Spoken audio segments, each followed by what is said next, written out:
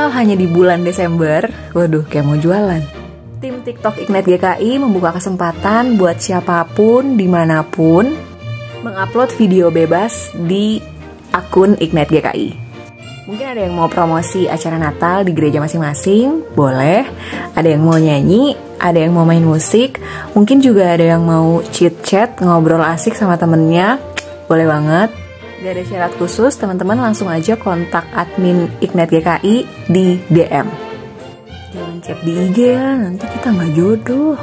Gak ada batasan usia kok, semua kakak-kakak, adik-adik diundang buat berkontribusi bareng-bareng di akun ini. Because we are created to create. Bapa kami yang ada di surga, dikuduskanlah namamu, datanglah kerajaanmu, jadilah kehendakmu di bumi seperti di surga. Berikan kami pada hari ini makanan kami yang secukupnya.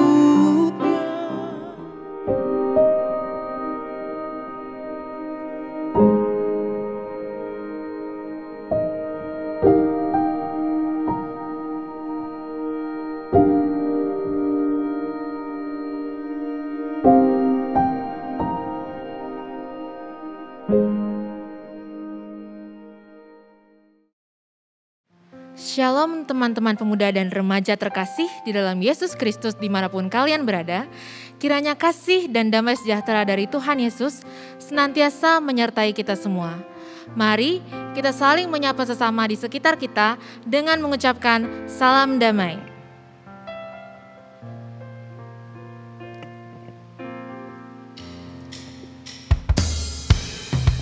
Bersama kami, Komisi Pemuda Remaja GKI Bintaro Jakarta, marilah kita mengawali ibadah hari ini dengan menyanyikan lagu dari Kidung Jemaat 3 ayat 1-3, Kami Puji dengan Riang.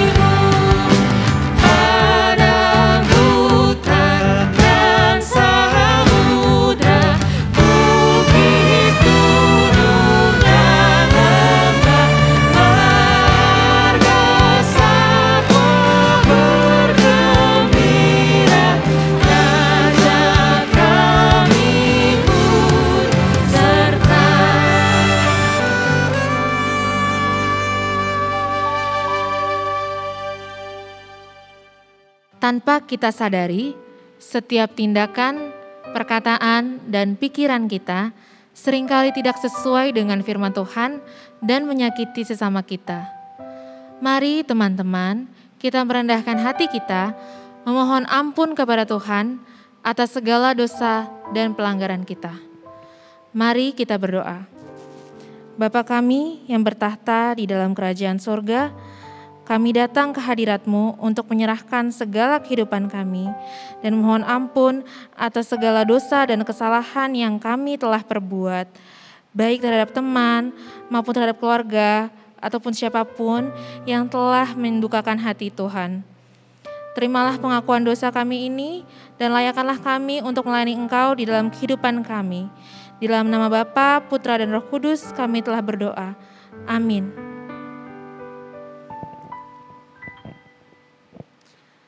Berita anugerah kita pada hari ini diambil dari Roma 8 ayat 9 sampai 10. Tetapi kamu tidak hidup di dalam daging, melainkan dalam roh, jika memang roh Allah diam di dalam kamu. Tetapi jika orang tidak memiliki roh Kristus, ia bukan milik Kristus. Tetapi jika Kristus ada di dalam kamu, maka tubuh memang mati karena dosa. Tetapi roh adalah kehidupan oleh karena kebenaran. Untuk merespon berita anugerah, marilah kita mengangkat pujian dari NKB 204 ayat 1 dan 2, di dunia yang penuh cemar.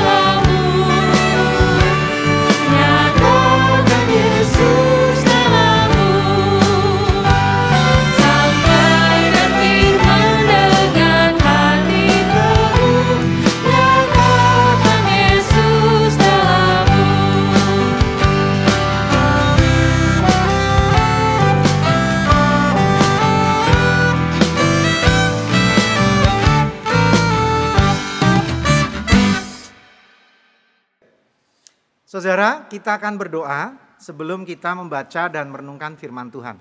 Mari kita satu dalam doa. Tuhan, terima kasih untuk hari Minggu ini dan kami bersukacita karenanya, di mana Engkau beri kesempatan kami untuk membaca firman-Mu, untuk merenungkannya dan kami akan diberkati olehnya. Kiranya tidak sia-sia apa yang kami dengar, tetapi memberkati kepada hidup kami. Dan yang terpenting dari ini semua adalah melalui Roh Kudus-Mu, kami diajarkan untuk melakukannya seperti yang Kau kehendaki. Beritakanlah firman-Mu, kami sambut dengan sukacita. Kami berdoa di dalam nama Tuhan Yesus Kristus. Amin. Ya, saudara, bacaan kita hari ini diambil dari Yohanes 4 ayat 19 sampai 24. Saudara persiapkan, Yohanes 4 ayat 19 sampai 24. Saya akan bacakan untuk saudara sekalian. Kata perempuan itu kepadanya, Tuhan, nyata sekarang padaku bahwa engkau seorang nabi. Nenek moyang kami menyembah di atas gunung ini. Tetapi kamu katakan bahwa Yerusalemlah tempat orang menyembah. Kata Yesus kepadanya, percayalah kepadaku, hai perempuan, saatnya akan tiba bahwa kamu akan menyembah Bapa, bukan di gunung ini dan bukan juga di Yerusalem. Kamu menyembah apa yang tidak kamu kenal, kami menyembah apa yang kami kenal, sebab keselamatan datang dari bangsa Yahudi. Tetapi saatnya akan datang dan sudah tiba sekarang, bahwa penyembah benar akan menyembah Bapa dalam roh dan kebenaran. Sebab Bapa menghendaki penyembah demikian. Allah itu roh. Dan barang siapa menyembah dia harus menyembahnya dalam roh dan kebenaran. Amin. Demikianlah firman Tuhan. Yang berbahagia adalah mereka yang mendengarkannya, memeliharanya, dan melakukannya. Maranatha.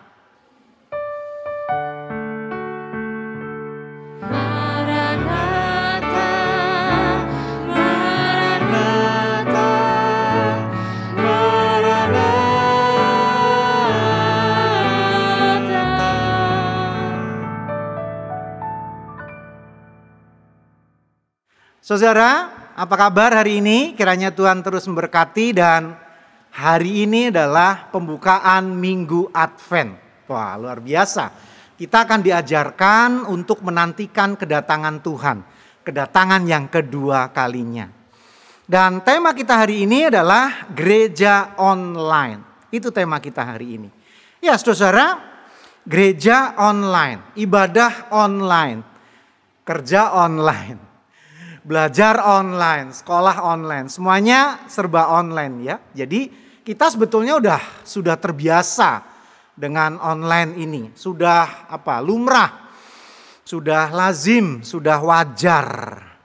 Pertanyaannya, nah ini terkait dengan ibadah online nih saudara ya. Dengan ibadah online, pertanyaannya alkitabiah gak sih? Sesuai firman Tuhan gak sih? Nah ini pertanyaan yang sangat mendasar ya. Nah, jawabannya ada dalam bacaan kita sebetulnya. Ya, dalam Yohanes 4 ayat 19 sampai 24 yang kita baca tadi. Kisah itu sebetulnya adalah sebuah kisah yang panjang, sebuah percakapan, pertemuan, interaksi Tuhan Yesus dengan seorang perempuan Samaria. Panjang sekali ayatnya dari ayat 1 sampai ayat 42. Nah, saudara perhatikan ayat 20. Awalnya ini ada di sini nih. Bagian pentingnya ada di sini ya, ayat 20. Nenek moyang kami menyembah di atas gunung ini. Tetapi kamu katakan bahwa Yerusalemlah tempat orang menyembah. Jadi saudara, perempuan Samaria ini membuat sebuah pernyataan. Ya, membuat sebuah pernyataan tentang lokasi. Nah, gitu ya, tentang tempat. Nah, dia ingin mengatakan bahwa kalau aku, keluargaku, nenek moyangku, itu kalau beribadah di sini di gunung. Gunung itu maksudnya adalah gunung Gerizim, saudara ya. Nah, dia nggak bisa terima gitu ya. Dia nggak ngerti, dia nggak paham. Kenapa Tuhan Yesus bilang bahwa orang menyembah itu ada di Yerusalem. Maksudnya di Bait Allah. Bait Allah ada di Yerusalem. Nah, pertanyaannya saudara, mana yang benar? Di gunung kah? Di Yerusalem kah? Di gunung kah? Di Bait Allah kah? Allah kah? Mana yang benar nih saudara? Nah, jawaban Tuhan Yesus ini juga menjawab pertanyaan kita. Ibadah online boleh gak sih? Ya. Ibadah lewat apa? Layar televisi, lewat komputer kita, lewat handphone kita. Alkitabiah gak sih? Jawaban Tuhan Yesus ini jawaban yang sangat mendasar. Dan dia katakan, bukan tempat yang penting. Ayat 21. Perhatikan saudara, ayat 21. Bahwa kamu akan menyembah Bapa bukan di gunung ini. Dan bukan juga di Yerusalem. Kenapa saudara? Kenapa? Jawabannya adalah terkait dengan siapa Tuhan. Ya, Tuhan itu apa? Yaitu dalam ayat 24 dikatakan di sana Allah itu roh. Itu dia jawabannya. Allah itu roh dan barang siapa menyembah dia harus menyembahnya dalam roh dan kebenaran. Sama sekali bukan soal tempat. Tapi Tuhan bilang dalam roh dan kebenaran. Jadi kalau mau sembah Tuhan, sembahlah dalam roh dan kebenaran karena Tuhan itu roh. Jadi ada dua hal penting nih saudara. Maaf. Ada dua hal penting. Yaitu tentang menyembah dalam roh dan menyembah dalam kebenaran. Yang pertama dulu. Menyembah dalam roh. Roh dalam huruf kecil ini kan maksudnya hati kita. Pikiran kita. Perasaan kita. Ini mau berbicara tentang ketulusan. Sesuatu yang gak terlihat. Dan Tuhan bisa disembah dalam hal-hal itu. Dalam hati, dalam pikiran, dalam ketulusan. Bukan soal tampilan, bukan soal fisik. Contoh saudara. Kalau Tuhan ribet dengan soal penampilan, soal fisik. Gimana dengan saudara kita yang disabilitas? Apakah mereka nggak diterima penyembahannya? Yang nggak bisa melihat, nggak bisa ngomong, yang nggak punya tangan, nggak punya kaki gimana? Apa Tuhan tolak tuh? Apalagi yang tunagrahita, maaf, pikirannya keganggu. Down syndrome, apakah Tuhan nggak bisa terima penyembahan mereka? Atau yang paling sederhana, menyembah Tuhan dalam pujian suaranya pales. Lalu Tuhan bilang tutup mulutmu, suaramu pales, berhenti. Kan nggak gitu. Atau soal penampilan misalkan. Waduh bajunya sederhana mungkin compang-campingnya karena miskinnya dia kan gitu. Lalu Tuhan bilang get out, keluar kamu. Jelek banget sih bajumu. kan nggak gitu saudara. Bukan itu. Saya jadi ingat nih saudara. Di zaman Tuhan Yesus itu kan ada yang namanya kolam Bethesda ya kan. Kolam Bethesda. Saudara bisa baca kisahnya dalam Yohanes 5 ayat 1 dan seterusnya. Nah kan ngenes tuh. Orang-orang yang timpang, cacat, nggak punya tangan, buta, tuli dan seterusnya, nggak boleh masuk bait Allah, nggak boleh, saudara. Mereka hanya ngumpul di kolam Bethesda sambil berharap disembuhkan oleh Tuhan. Dan itu bukan perintah Tuhan, itu bukan Tuhan yang bikin kayak begitu tuh. Para imam yang mengatur itu semua. Tuhan nggak pernah batas-batasi orang untuk masuk ke bait Allah. Yang kedua, saudara. Tadi menyembah dalam roh, yang kedua menyembah dalam kebenaran. Kebenaran ini tentang cara hidup, hidup yang benar, hidup yang baik. Saudara, bagi Tuhan, orang munafiklah yang tidak akan diterima penyembahannya.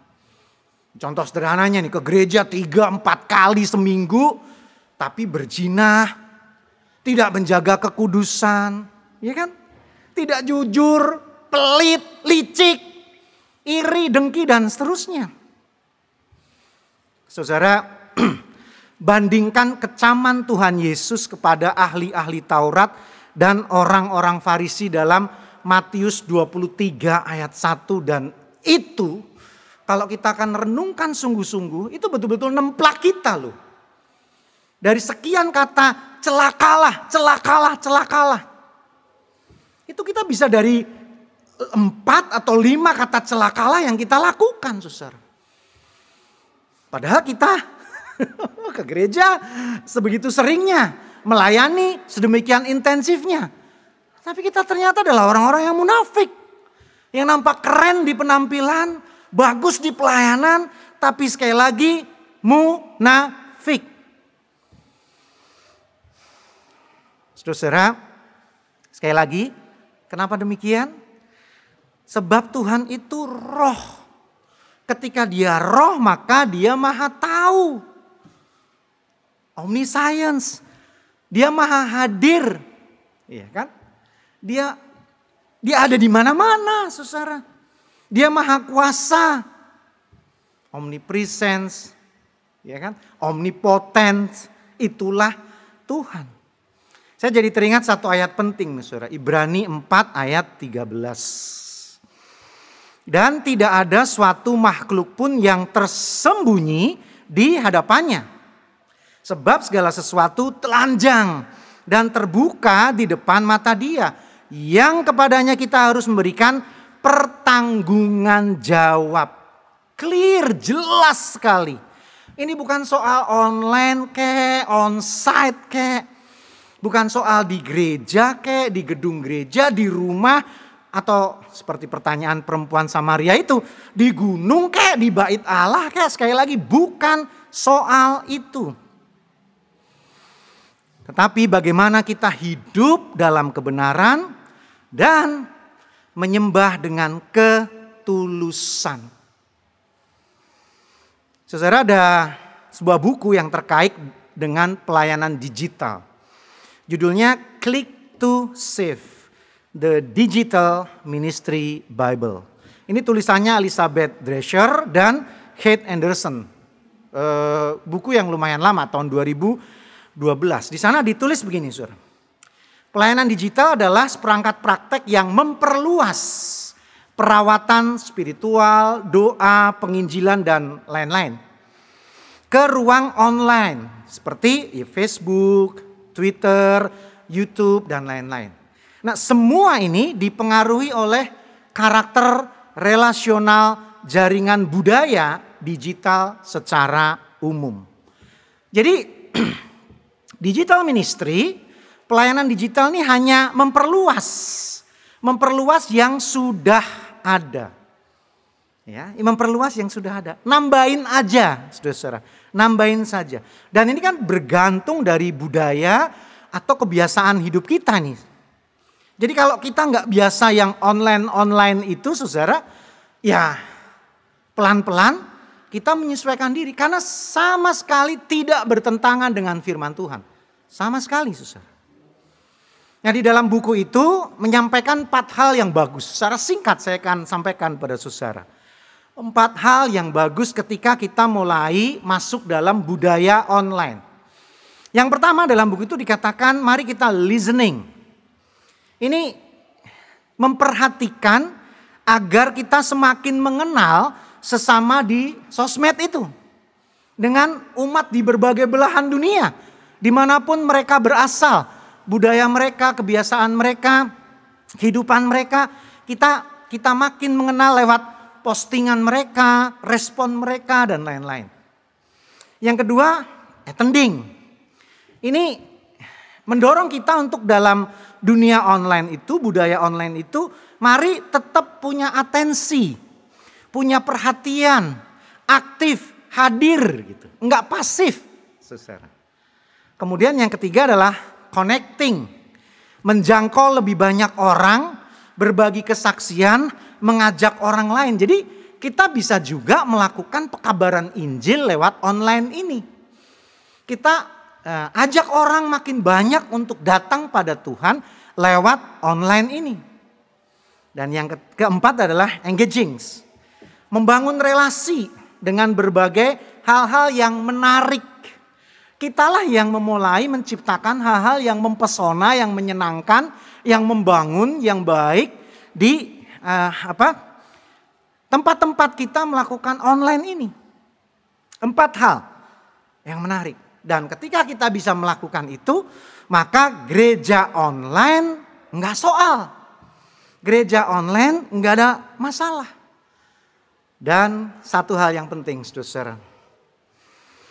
Asal prinsip-prinsip bergereja tetap diwujudkan. Mau online kek, mau onsite kek, kan tugas panggilan gereja ini nggak boleh berubah. Mewujudkan koinonia, persekutuan. Ya, melaksanakan marturia dan diakonia. Pekabaran Injil dan kesaksian dan pelayanan. Tetap nggak berubah. Di onsite itu berjalan, di online pun tetap berjalan. Saya malah bisa melakukan kritik begini.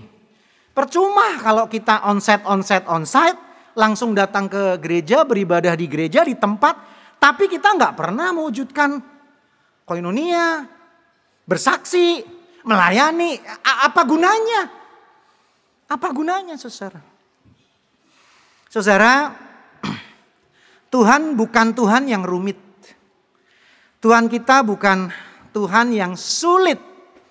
Dia hadir di mana-mana. Dan dia bukan Tuhan yang jual mahal. Terkait dengan kesempurnaan, kemewahan, kelas-kelasan. Tapi dia adalah Tuhan yang bisa kita jumpai di mana saja, kapan saja. Dia adalah Tuhan yang mengasihi siapapun saudara. Amin.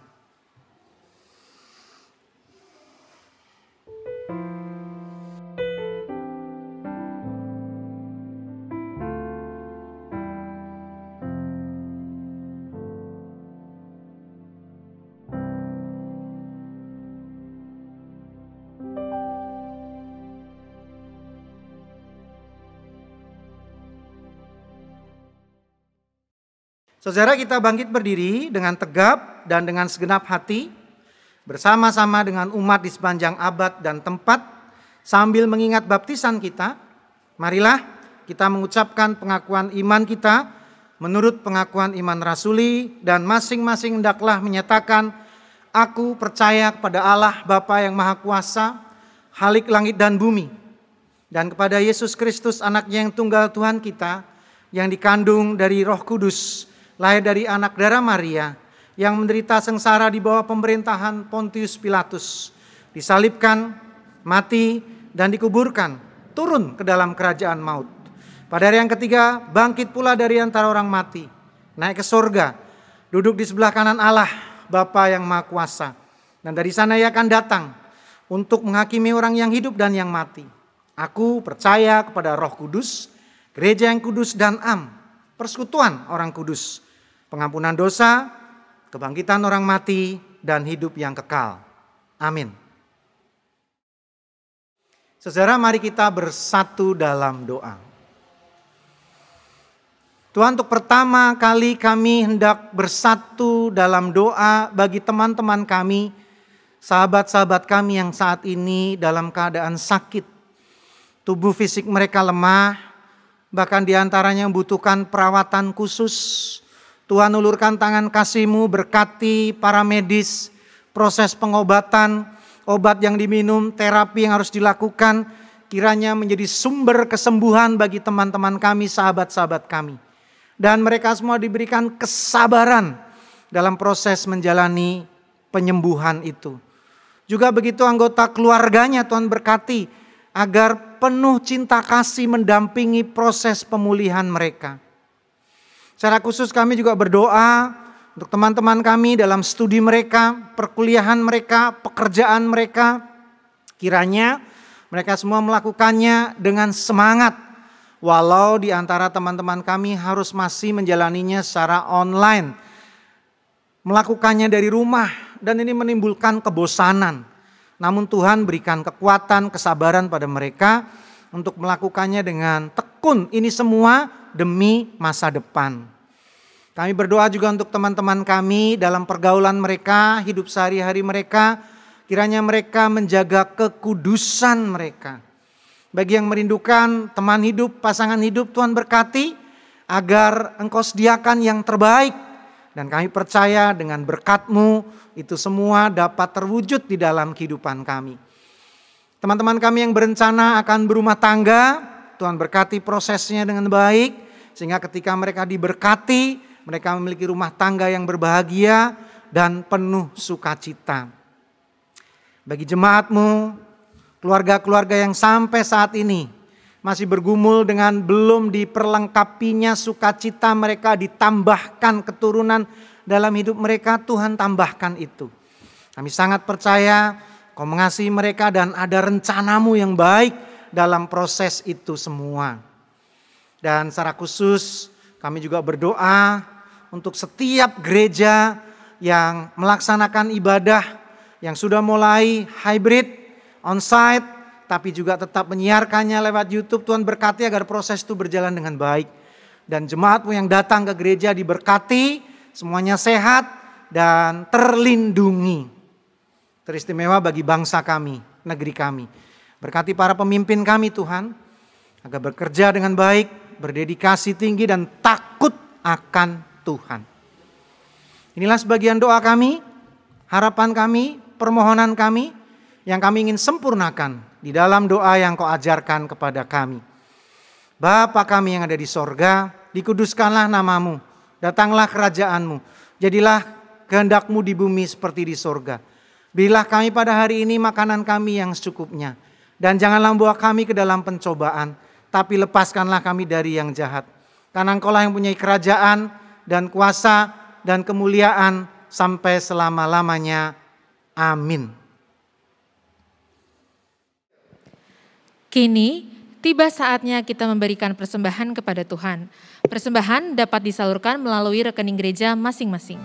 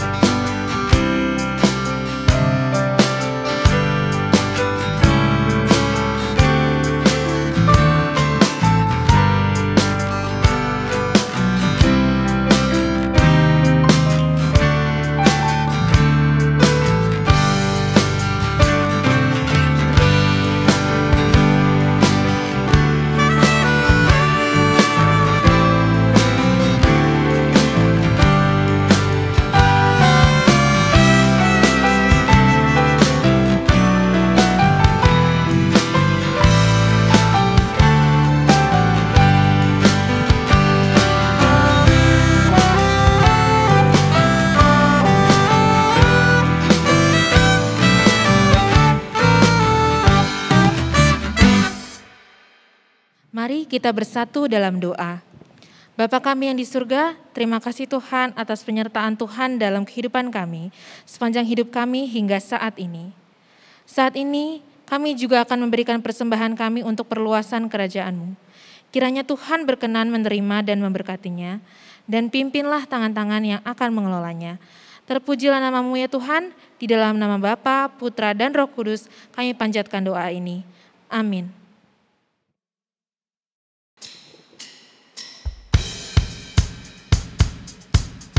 Teman-teman, sekarang tiba saatnya kita akan kembali ke kehidupan kita sehari-hari. Kiranya firman Tuhan yang telah kita dengar tadi dapat kita terapkan dalam kehidupan kita. Dan kita siap untuk diutus menjadi saksi Kristus yang menyembah dalam roh dan kebenaran. Marilah kita mengangkat pujian dari Kidung Jemaat 257 ayat 1 dan 2, Aku gereja, kau pun gereja.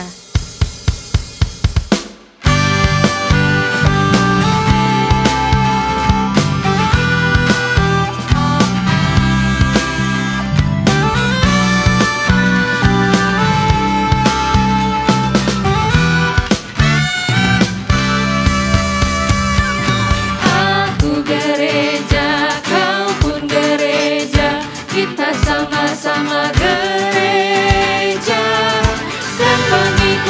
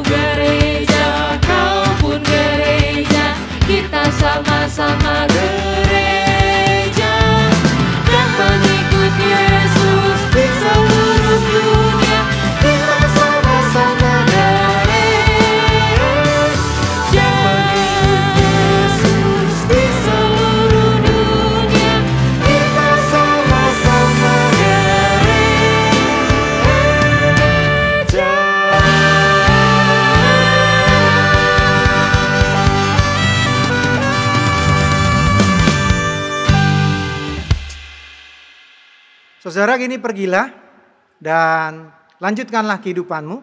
Tuhan menyatakan berkat-Nya untuk kita. Tuhan memberkatimu dan melindungimu. Tuhan menyinarimu dengan wajah-Nya dan memberimu kasih karunia. Tuhan menghadapkan wajah-Nya kepadamu dan memberimu damai sejahtera. Amin.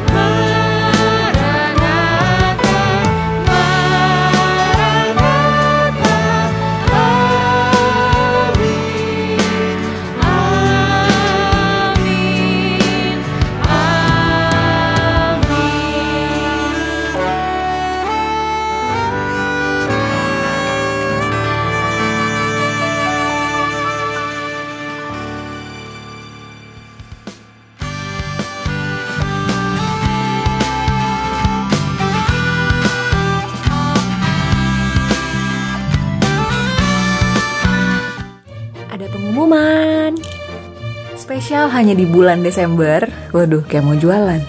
Tim TikTok Ignite GKI membuka kesempatan buat siapapun dimanapun mengupload video bebas di akun Ignite GKI. Mungkin ada yang mau promosi acara Natal di gereja masing-masing, boleh. Ada yang mau nyanyi, ada yang mau main musik, mungkin juga ada yang mau chit-chat, ngobrol asik sama temennya, boleh banget. Gak ada syarat khusus, teman-teman langsung aja kontak admin Ignite GKI di DM. Jangan chat di IG ya, nanti kita gak jodoh. Gak ada batasan usia kok, semua kakak-kakak adik-adik diundang buat berkontribusi bareng-bareng di akun ini. Because we are created to create.